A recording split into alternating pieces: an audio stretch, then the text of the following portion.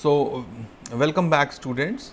We are now talking about the second section of light, and that is refraction of light. So, let us look at the phenomenon first. मान लीजिए you have a glass slab, this yellow is a glass slab, okay? तो हम सबसे पहले क्या करते हैं, इस ग्लास स्लैब के ऊपर एक डॉटेड लाइन बनाते हैं normal, and this normal should always be at an angle of 90 degrees perpendicular to the surface, is called the normal line.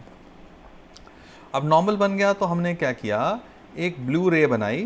This is my incident ray, मतलब मान लो लाइट ये बाहर से आ रही है, बाहर एक रेयरर मीडियम है, air is called rarer medium, glass is called a denser medium. Now we expect that light travels in a straight line.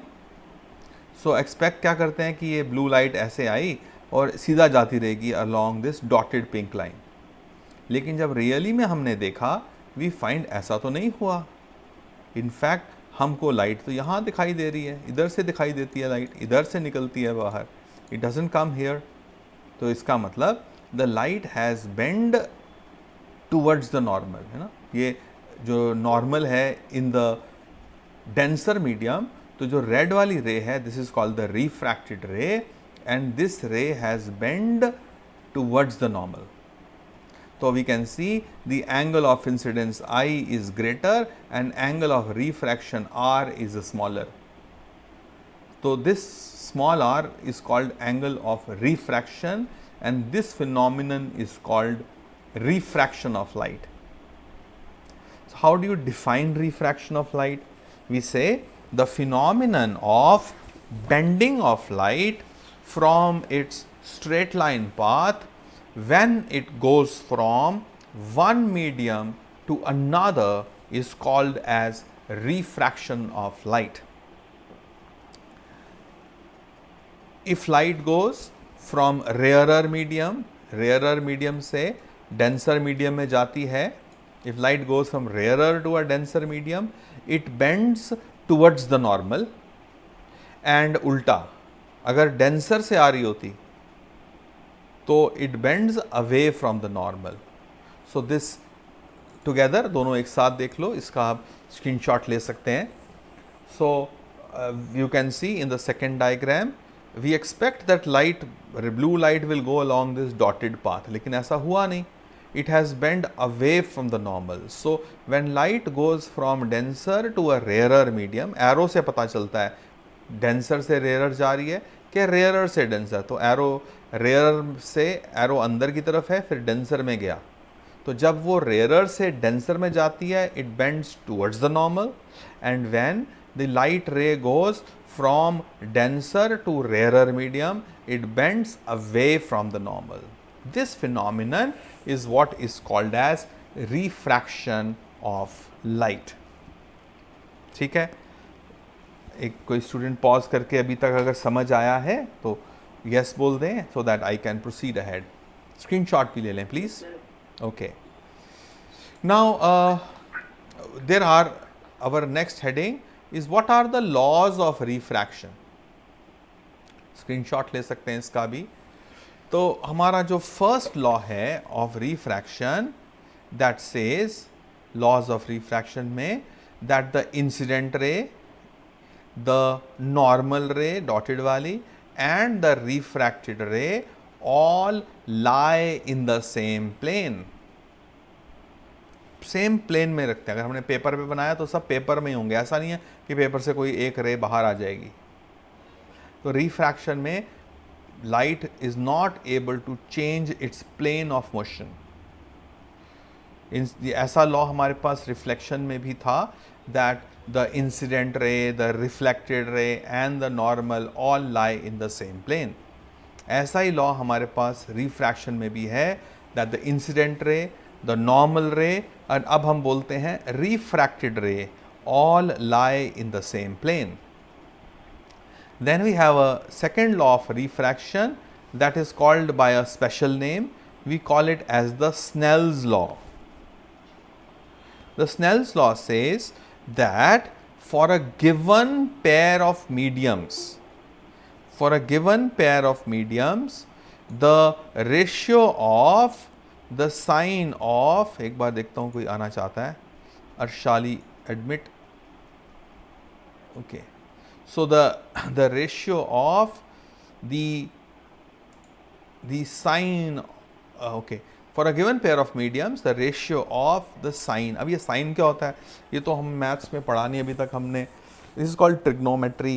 Trigonometry में अभी पढ़नी है हमने, साइन होता है, कॉस होता है, टैन होता है, ऐसा और भी चीज़ें होती हैं, बट अभी तो आप सिर्फ इसको अभी आप लिख लेंगे, ठीक है, बिकॉज नहीं समझ आएगा तो कोई बात नहीं, थोड़े दिनों के बाद जब हम क्वाड्रेटिक कर लेंगे उसके बाद फिर हम we will try doing trigonometry, ठीक है।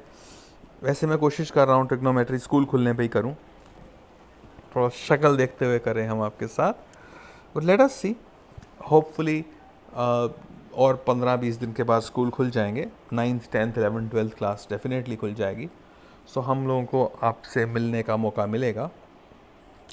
तो right, now it says for a given pair of medium the ratio of the sine of the angle of incidence to the sine of the angle of refraction is a constant for that pair of mediums, and this constant is called as refractive index mu। तो आपने अभी लिखना है refractive index कोई एक physical quantity है, क्या होती है अभी मैं सिखाऊंगा आपको, तो अभी आपको ये वाला लॉ समझ कम आएगा बट हम लिख तो सकते हैं, ठीक है, समझने के लिए तो टाइम है हमारे पास अभी।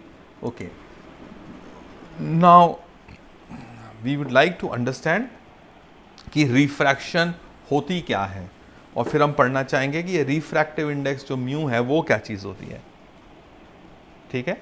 तो आइए पहले रिफ्रैक्शन होती क्यों है, बेंडिंग क्यों होती है, या you want to, somebody wants to say something, okay, कुछ बोलना चाहता है कोई, 20 लोग हैं। तो अर्पिता वापस आ गई, ये अर्पिता क्या हुआ, आज आ रही है, अर्पिता आती है मगर दिखती नहीं। तो कॉज ऑफ रिफ्रैक्शन क्या चीज़ होती है, क्यों होती है रिफ्रैक्शन, मतलब ये बेंडिंग क्यों होती है, जब लाइट रेयरर से डेंसर में आती है तो why does it bend towards the normal, why का आंसर देने के लिए ही तो हम अभी स्टार्ट कर रहे हैं टॉपिक। देखिए, पहली बात आपको पता होनी चाहिए, what is the velocity of light in vacuum या एयर या फ्री स्पेस। सो लाइट की जो स्पीड है वो एयर में, वैक्यूम में होती है 3 × 10⁸ मीटर पर सेकेंड। ये एक वैल्यू आपको हमेशा याद रखनी है, 3 × 10⁸ मीटर पर सेकेंड, किलोमीटर पर सेकेंड में करूँगा तो बन जाता है 3 लाख किलोमीटर इन 1 सेकेंड। तो light can travel 3 lakh kilometres in 1 second. In fact moon से लेकर अर्थ तक लाइट को आने में लगते हैं 1.25 सेकेंड्स। तो पुरानी लाइट आती है मून से, 1.25 सेकेंड पुरानी लाइट। तो सी एंड सन से लाइट को अर्थ पे आने में कितना टाइम लगता है, किसी को मालूम है? जिसको मालूम है अनम्यूट करके बताए। How much time does light take to travel from the sun to the earth? 8 minutes. 500 seconds. That's right. This is the 500 seconds or 8 minutes 20 seconds is the right answer. Right? किसने बोला? उसके लिए clapping. Very good. Danish, very good Danish. तो 8 minutes पास का answer है लेकिन exact नहीं है। 8 minutes 20 seconds is the exact answer. और मून से अर्थ में आने में लगते हैं 1.25 सेकेंड्स। तो इसका मतलब मून हमारे काफ़ी पास है और सन हमसे काफ़ी ज़्यादा दूर है। तो बट कितना चलती है लाइट 1 सेकेंड में? And the answer is 3 × 10⁸ metre per second. अगर लाइट को हम ग्लास में, शीशे में चलने के लिए बोलें तो लाइट बोलती है यार शीशे में चलना मुश्किल है, शीशा बड़ा डेंस होता है और मैं इसके अंदर इतनी तेज़ नहीं चल सकती हूँ। बोलते चल तो सही, बता कितना तेज़ चलती है। तो लाइट शीशे में से जाने लगती है और लाइट बोलती है भाई शीशे में मेरी स्पीड जो है ना वो है 2 × 10⁻⁸ metre per second. 2 lakh kilometre चलती हूँ मैं 1 सेकंड में शीशे के अंदर। और हवाई जब होती हूँ, वैक्यूम में होती हूँ, तो मैं चलती हूँ 3 लाख किलोमीटर 1 सेकंड में। शीशे में 2 × 10⁸ मीटर पर सेकेंड और 2 लाख किलोमीटर पर सेकेंड। तो इसका मतलब velocity of light is less in glass and it is more in vacuum और फ्री स्पेस। ओके, अब आप जरा इस बात को समझ पाएंगे दैट लाइट जो है, इस पे डायग्राम पे आते हैं कि लाइट जब ब्लू है, ब्लू वाले रास्ते पे है, रेयरर मीडियम में है, यहाँ इसकी स्पीड है बच्चों 3 × 10⁸, और येलो में जब वो एंटर करती है तो उसकी स्पीड है 2 × 10⁸। तो मुश्किल रास्ता है, डेंसर मीडियम इज़ अ मुश्किल रास्ता for light, rarer medium is a easy रास्ता फॉर लाइट। अब लाइट जब मुश्किल रास्ते में जाती है तो वो छोटा रास्ता लेना चाहती है। अब वो इस लंबे रास्ते जाना नहीं चाहती है, वो कहती है यार मुश्किल है यार, छोटा रास्ता लो, है ना भाई। मुश्किल जब रास्ते आ जाते हैं तो हम बोलते हैं नहीं थोड़ा छोटा रास्ता लेते हैं यार ताकि थोड़ी दिक्कत कम महसूस हो।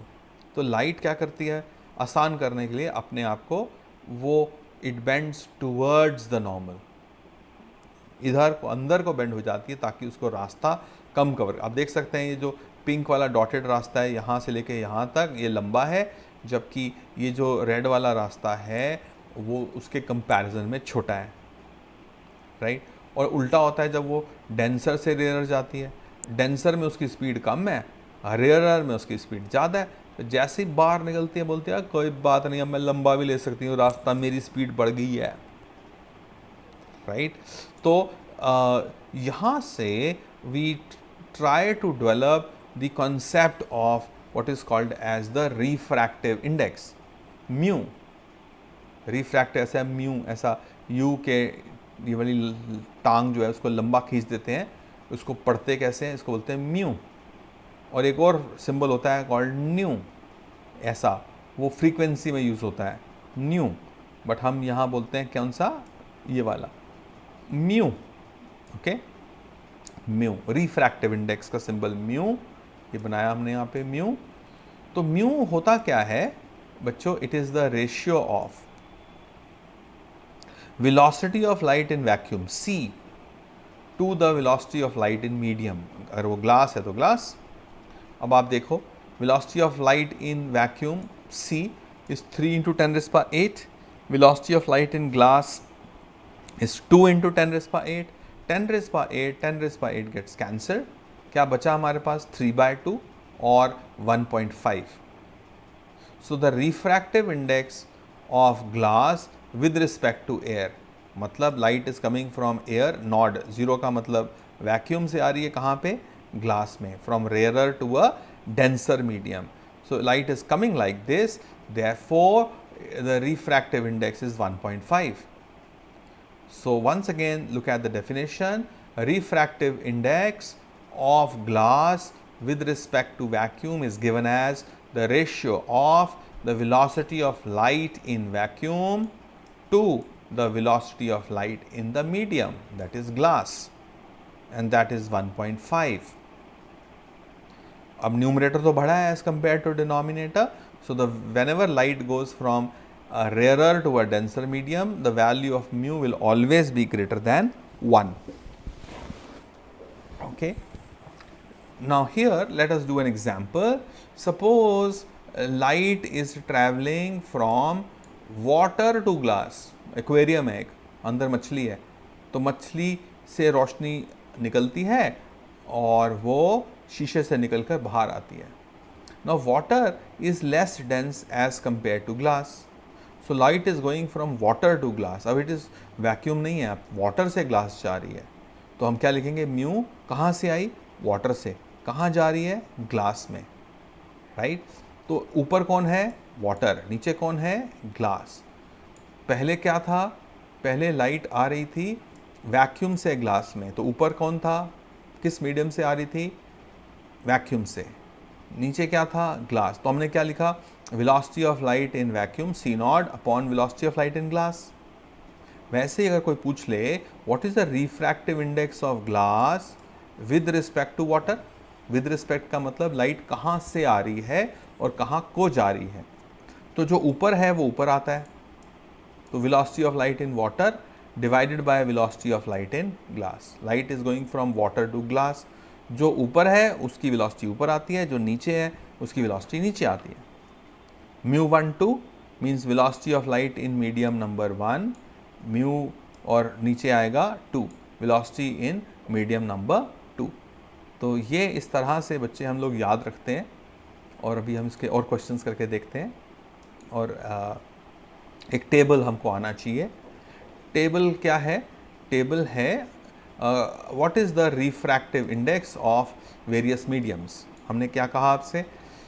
Refractive index of medium with respect to vacuum ले रहे हैं हम यहाँ पर। लाइट वैक्यूम से मीडियम में आ रही है, तो ऊपर कौन आएगा? Velocity of light in vacuum c। नीचे कौन आएगा? Velocity of light in medium v। तो आप देखो, अगर कोई पूछ ले आपसे what is the velocity, what is the refractive index of space, मतलब लाइट स्पेस से कहाँ जा रही है? स्पेस में ही जा रही है, c/c, तो 1 ही आएगा। What is the refractive index of water, ऊपर आएगा c, नीचे आएगा velocity of light in water. So ये वैल्यू बच्चों ये याद रखना है। टेबल ये जो वैल्यूज़ हैं ये कॉमन वैल्यूज़ हैं, ये हमको याद होनी चाहिए। तो the refractive index of water होता है 4/3 या 1.33। ऐसे ही ग्लास का तो भी कराया था मैंने आपको। रिफ्रैक्टिव इंडेक्स ऑफ ग्लास होता है 3/2 और 1.5। Refractive index of ice, ice का रिफ्रैक्टिव इंडेक्स वाटर से भी कम होता है, क्योंकि ice actually is less dense as compared to water. क्यों? That is why ice floats on water. चाहे देखने में हमको लगती है सॉलिड, बट सॉलिड नहीं, हम डेंसिटी की बात कर रहे हैं। तो रिफ्रैक्टिव इंडेक्स ऑफ आइस वो वाटर से भी कम है, 1.31। And the refractive index of diamond, diamond जो बहुत चमकता है, लोगों को ग्लैमरस बनाता है, चमचमाता है, उसका रिफ्रैक्टिव इंडेक्स बच्चों होता है 2.42। बहुत ज़्यादा होता है, खूब बेंडिंग करता है डायमंड। और कैरोसिन ऑयल का होता है 1.44। तो ये वैल्यूज़ जो हैं इसका स्क्रीनशॉट ले लीजिए, आपकी कॉपीज़ में नोट्स में जाएगा ये रिफ्रैक्टिव इंडेक्स का टेबल। कोई दिक्कत अभी तक किसी को? प्लीज़ अनम्यूट करके थोड़ी बातें कर लें। क्लियर है सबको? Yes sir. ठीक है, स्क्रीनशॉट लेते रहते हैं ना साथ साथ? Screenshot, okay. तो कोई, very good, screenshot, very good. तो अब मैं एक क्वेश्चन न्यूमेरिकल कर रहा हूँ आपके साथ। What is the velocity of light in water, हम ढूंढना चाहते हैं, अगर हमको म्यू पता हो तो। नाउ हमने अभी अभी पढ़ा that the refractive index of water is 4/3, and by definition refractive index of water होता है C नॉट ऊपर vacuum by velocity in water. Mu मालूम, C नॉट मालूम, क्रॉस मल्टीप्लाई कर देते हैं, मतलब हम वाटर को वेलोसिटी ऑफ वाटर इधर ले आते हैं और रिफ्रैक्टिव इंडेक्स को नीचे ले आते हैं। तो क्या बनेगा? Velocity of water will be here, mu तो 4/3 है, तो ये नीचे 4/C नॉट, तो क्या आएगा ये basically C not divided by mu. C not का मतलब,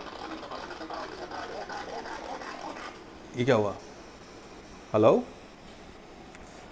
आवाज़ आई? कल भी हुआ था? हाँ, अच्छा। रिज्यूम योर प्रेजेंटेशन, किसी ने मेरी प्रेजेंटेशन भी बंद की थी किसी ने, तो राइट। स्क्रीन दिखाई दे रही है? हेलो, स्क्रीन दिखाई दे रही है? राइट। सो ये हम न्यूमेरिकल कर रहे हैं। Yes sir. ओके, हम न्यूमेरिकल कर रहे हैं। नहीं हो रही है? फिर से करता हूँ, फिर से कुछ गड़बड़ तो हुई थी, कुछ गड़बड़ तो हुई थी यहाँ पर, तो एग्ज़िट करके कोई बात नहीं, फिर से कर देता हूँ मैं आपके लिए।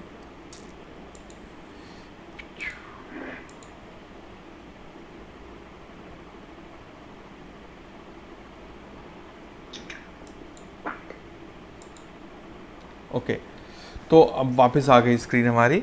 तो हमने कहा what is the velocity of light in water, refractive index of water 4/3 है। जे कौन है जो आवाज़ें करता हुआ आया, कौन है जो दिल में समाया। तो mu is 4/3, that c naught by velocity of water. So मैंने क्रॉस मल्टीप्लाई किया वेलोसिटी ऑफ वाटर को ऊपर, रिफ्रैक्टिव इंडेक्स को नीचे, तो ये बन जाएगा मेरे पास वेलोसिटी ऑफ लाइट, ओहो, c naught divided by mu.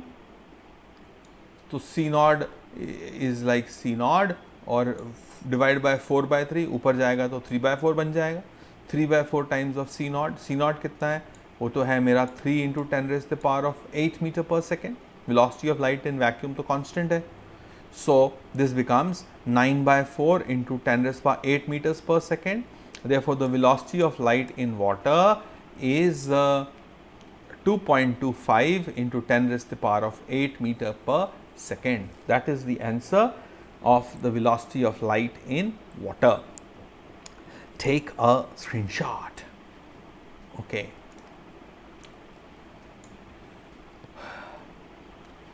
फिर जिस टॉपिक को पकड़ा उसको पूरा निचोड़ दें एक बार। The refractive index of diamond is 2.42. What is its meaning? Now what is given, that mu of diamond is 2.42. Now by the definition of refractive index we know mu is equal to c of velocity of light in air या vacuum to velocity of light in diamond, that is mu of diamond.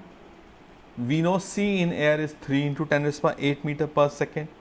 तो C in diamond बिल्कुल वैसा ही question है, अब सिर्फ diamond के लिए। C in air upon mu of diamond, so 3 × 10⁸ divided by 2.42. So velocity of light in diamond is 1.24 × 10⁸ meter per second. ना? All right. Yeah. हो गया, स्क्रीनशॉट भी ले लें, ठीक है। ये जो इसका सेकंड चैप्टर है ना, लाइट का जो बुक के अंदर सेकंड चैप्टर है, आई वाला, ह्यूमन आई, वो हमारे फिजिक्स के सिलेबस से डिलीट हो गया है, पूरा का पूरा चैप्टर। तो हमने पूरी ताकत अपनी इसी चैप्टर पे लगा देनी है। ओके, तो all right, now same question, what is the velocity of ये कौन सा अलग है, हेलो, 1 सेकेंड। अच्छा, एक और बात इसके अंदर देखने वाली है कि अगर लाइट कोई रेयरर मीडियम से डेंसर मीडियम में आती है तो it bends towards the normal. मान लो एंगल ऑफ इंसिडेंस 60 था और एंगल ऑफ रिफ्रैक्शन आपका 45 हो गया। लेकिन अगर कोई लाइट अलोंग द नॉर्मल आए जिसके लिए आई 0 हो, तो बच्चों उसके लिए आर भी 0 होता है। नो बेंडिंग टेक्स प्लेस, ये बड़ा important, very very important point. अगर तो लाइट 60 पे आती है तो फिर बेंड होकर 45 पे हो जाती है, जस्ट एन एग्जाम्पल। बट अगर लाइट 0 पे आती है, 0 से कम तो हो नहीं सकता कुछ, है ना, 0 तो पहले ही नॉर्मल के अलोंग है। अब we say light goes from rarer to denser medium, it bends towards the normal, ये तो नॉर्मल के साथ ही आ रही है, तो ये बिल्कुल भी बेंड नहीं करेगी। When angle of incidence i is equal to 0, then angle of refraction r is also 0. This is a very important point. When light comes along the normal, no bending takes place, no refraction takes place. So this is a key point. Take a screenshot of this. ये वाला हम diagram को ज़्यादा use कर रहे हैं। ये light rarer से आ रही है, उसी सीधे रास्ते चले जाती है। no bending takes place when light goes from along the normal. Okay.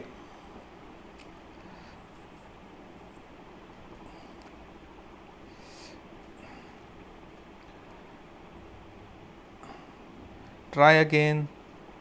इसका ज्वाइन नहीं हो रहा. अब्दुल रशीद का ज्वाइन क्यों नहीं हो रहा? He is sending me a message on WhatsApp. तो सबका तो ज्वाइन हो रहा है. ओके ठीक है. हुआ ये सबका? ऑलराइट.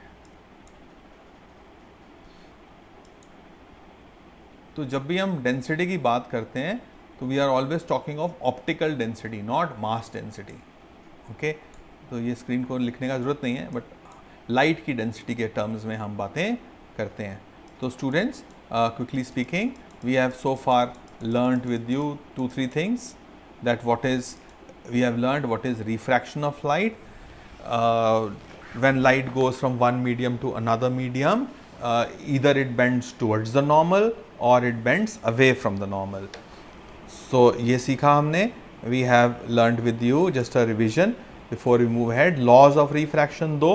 पहला law बोलता है incident ray, normal ray and the refracted ray all lie in the same plane. Snell's law बोलता है, ये आपको लिखना है ऐसे कैसे. अभी जब हम ट्रिग्नोमेट्री पढ़ेंगे तो आपको अच्छे से समझ आएगा. That for a given pair of medium the ratio of the sine of the angle of incidence to the sine of the angle of refraction is a constant for a given pair of medium and this constant is called as refractive index. Cause of refraction पढ़ा हमने कि light की अलग अलग speed होती है अलग अलग मीडियम में. स्पीड जिस मीडियम में कम होती है उसमें वो लाइट जो है वो नॉर्मल की तरफ आती है छोटा रास्ता लेने के लिए, और जिस मीडियम में स्पीड ज़्यादा होती है it bends away from the normal because speed ज़्यादा है, वो लंबा रास्ता भी लेने को तैयार है. और रिफ्रैक्टिव इंडेक्स के लिए हमने सीखा आपके साथ दैट अगर हम ढूंढ रहे हैं refractive index of water with respect to glass तो ऊपर आएगा velocity of light in water, नीचे आएगा velocity of light in glass. Refractive index of 2 with respect to 1, ऊपर आएगा वेलोसिटी ऑफ फर्स्ट, नीचे आएगा वेलोसिटी ऑफ सेकेंड. और इसके कॉन्सेप्ट से एक फर्मैट प्रिंसिपल भी होता है. फर्मैट प्रिंसिपल यही बताता है कि लाइट एक सबसे छोटा रास्ता लेती है. फॉर एग्जाम्पल मान लो, एक एग्जाम्पल के थ्रू समझते हैं फॉर्मेट के प्रिंसिपल को. मान लो आप जो हैं आप समुंदर में के किनारे गए हैं, गोवा गए हैं, आप ऊपर एक मचान पे बैठे हैं, आप सपोज लाइफ गार्ड हो और आप ऊपर से देखते हो एक लड़का जो है उधर पानी में डूब रहा है. अभी पानी में डूब रहा है लड़का, तो आप उसको बचाना चाहते हो, तो आप क्या करोगे? आप कौन सा रास्ता लोगे? क्या आप यहाँ पे क्या है, इधर इधर में सैंड है ना, रेत है, राइट. यहाँ पे इस लाइन के इधर में पूरा वाटर है, ये पूरा वाटर है.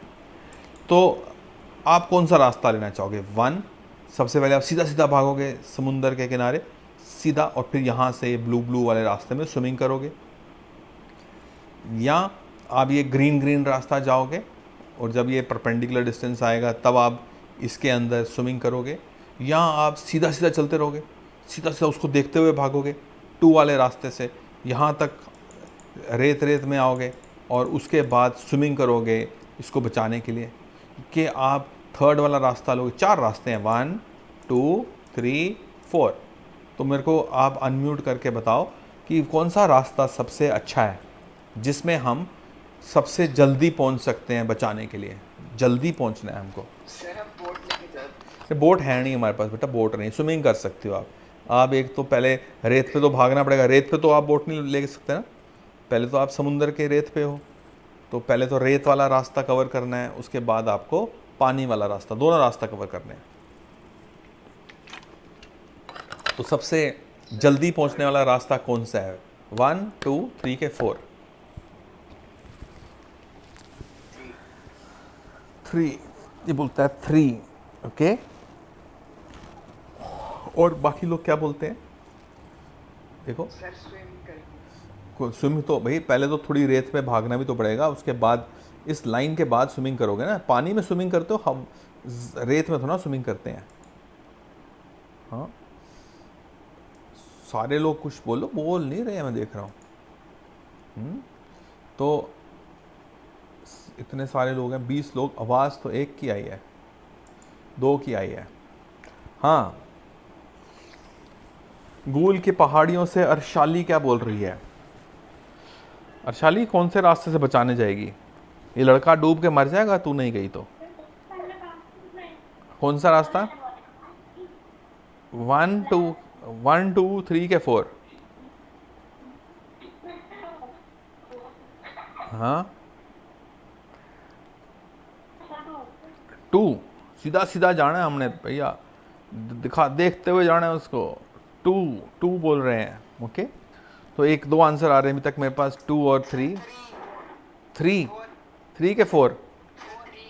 हाँ, देखो फर्क क्या है। देखो, हम जिस स्पीड के साथ भाग सकते हैं, क्या हम उतनी स्पीड के साथ स्विम कर सकते हैं? क्या स्विमिंग की स्पीड कम होती है कि ज़्यादा होती है?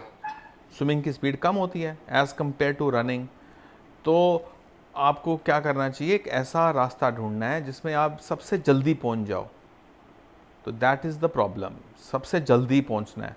और जैसा आप सोचोगे, लाइट भी वैसा ही सोचती है कि सबसे जल्दी पहुंचना है। 4 4 इसलिए बोल रही है कि हम जल्दी जल्दी, ज़मीन पे तो हम जल्दी जल्दी भाग लेंगे, फिर सीधा सीधा चलेंगे पानी के अंदर, ऐसा।